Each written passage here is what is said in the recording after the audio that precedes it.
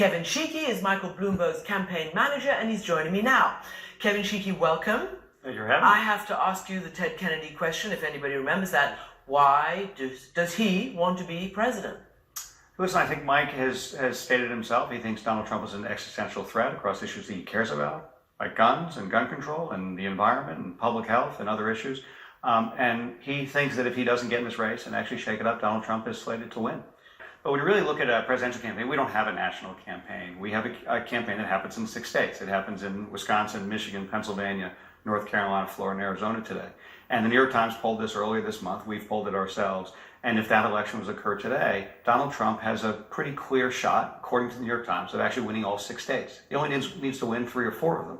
But if he had an election, and it was in those states today, he would win.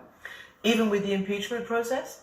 Yeah, listen, I think I worry a lot that we're setting ourselves up here to impeachment, acquittal, and re-election. There are about 31 congressional districts in this country that are swing districts. Mike Bloomberg spent an enormous amount of money and time and his own leadership to focus on 24 of those races last year, all Republican. We elected 18 Democrats, 15 of them are women. But if you're in one of those districts today and you're a moderate member of Congress, almost all of them would tell you today these impeachment hearings are threatening their re-election.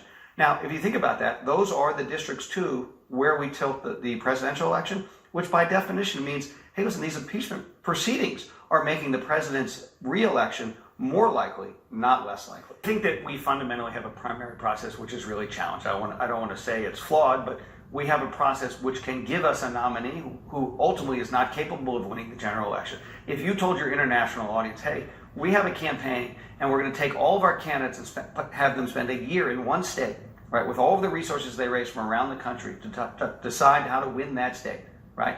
That state, by the way, is going to vote for Donald Trump in November. There's very little question about that. Neither Democrat nor Republican pollsters would disagree at this point that Iowa is a state.